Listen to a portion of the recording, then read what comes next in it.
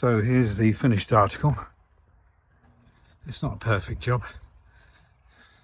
but it's okay. I was trying to keep these little blossoms on for as long as possible, and so what I've done is just a quick trim.